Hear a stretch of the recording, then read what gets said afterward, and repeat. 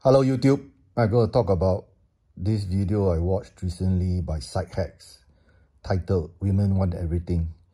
So basically, very attractive women, they're talking about 9 out of 10, 10 out of 10 model material women, sent a very detailed questionnaire about nearly 100 talking points and bullet points about what they find attractive in men. And basically, the results of the survey or questionnaire was they want it all. They want it all. They want the man to be handsome, loyal, emotionally available, yet firm and assertive, rich, successful, everything. They want it all. Basically, they do not compromise. The most attractive women do not compromise at all. So this is just crazy. Okay, and another interesting point is that they value loyalty, intelligence, and kindness the least. The most attractive women value these 3 points: intelligence, kindness, and loyalty the least. I don't know in which order, which is the lowest. So I'm not very sure. Anyway, okay. This is just crazy to me lah. Okay. Even at a very early stage in my life, even when I was as early as I was like 12 or 13, I knew I was really good in certain subjects and not so good in others. So I knew by the time I was 15, 16 years old, what kind of career path I would take. I'm not going to go into languages or music and arts. I'm a very science tech guy. I'm good at math, physics, chemistry, I have a fairly strong memory, everything. So I know I'm going into some professional degree. I'm not going to go into music or the creative stuff.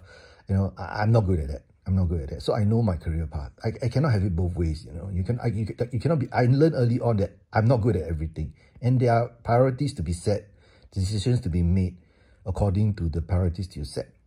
Okay. So women who want it all are just unrealistic. Okay. Let's, for example, if a woman is going to marry this really attractive, he's good looking. I'm talking about like 6 foot plus, the classic square jaw, good big, square jaw, aquiline nose, good complexion, fit, good eyes, everything like model material. Yet he's also, say, a doctor or lawyer or architect or businessman who earns good money. You're going to understand that if you marry this guy, he's more likely to cheat than a less attractive guy.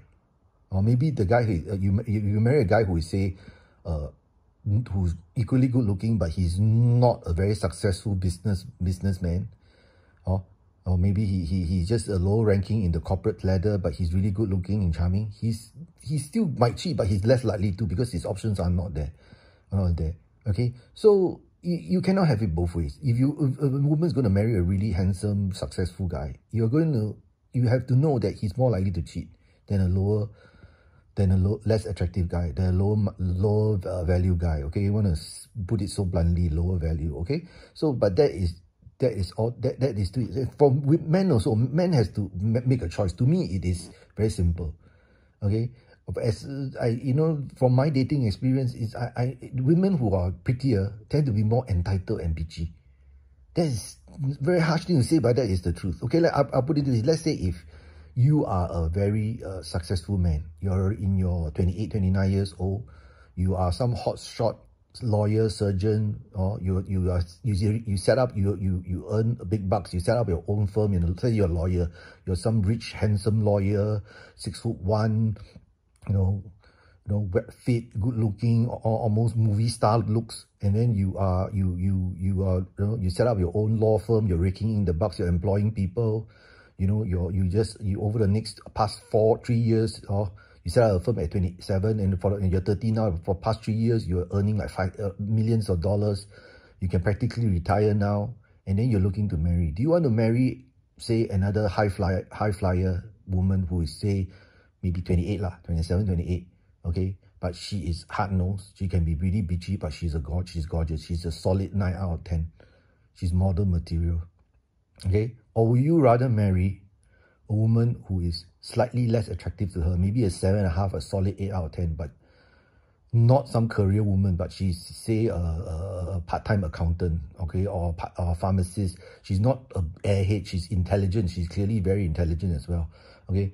And she works part-time as an accountant, you know, working ad hoc basis and everything. She works only about 12, maybe only, she works on average only like maybe 25 hours a week. She has time for you. She's genuinely sweet and gentle and pretty. She's not as pretty as the first one, but she's much easier to get along with. I mean, frankly, if I were given that choice, if I was in that hypothetical situation, I'll choose the prettier, but the pretty, not as gorgeous, but pretty, slightly younger, and not so career-minded woman. Because you cannot have it both ways. You cannot have it always. These very career-minded women tend to be hard to get along with. That's all there is to it. That is the truth of the matter, and that is that. Okay?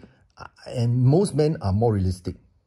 Like for me, when I was beginning my career in my mid-20s, okay, mid-20s, 30s, I have a choice. I either set up my own business in 5 years' time and try to earn big bucks, okay, or I work in a company and, you know, just have a steady paycheck, a good solid paycheck, you know, or I took a third choice basically and I decided to go freelance. Basically, I work for myself. I work on an ad hoc basis, month-to-month basis for companies, and I do the job for them, and they give me a paycheck on the spot, and that's it.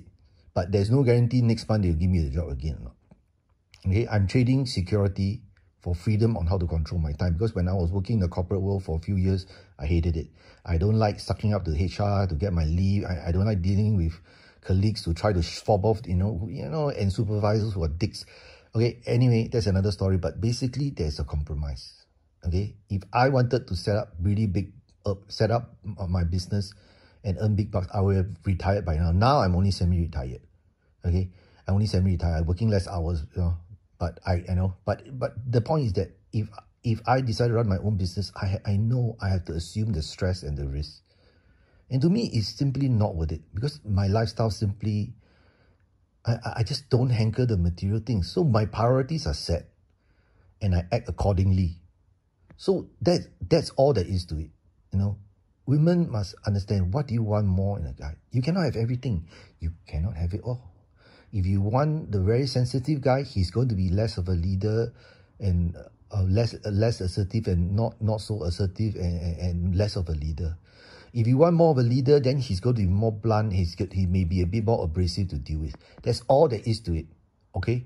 Unless you, I suppose, not so good example. I think the best example is that, you know, if you, the very handsome, successful guy, super attractive guy, tall, good looking, and rich, everything, he's going to have women throwing themselves at him.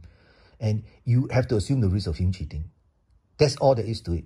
Okay? So just like men, if you want to marry a very good-looking woman, and she's also earning, she's going to be difficult to deal with. Okay? That's all there is to it. Life is about setting priorities and making your decisions accordingly. That's all there is to it.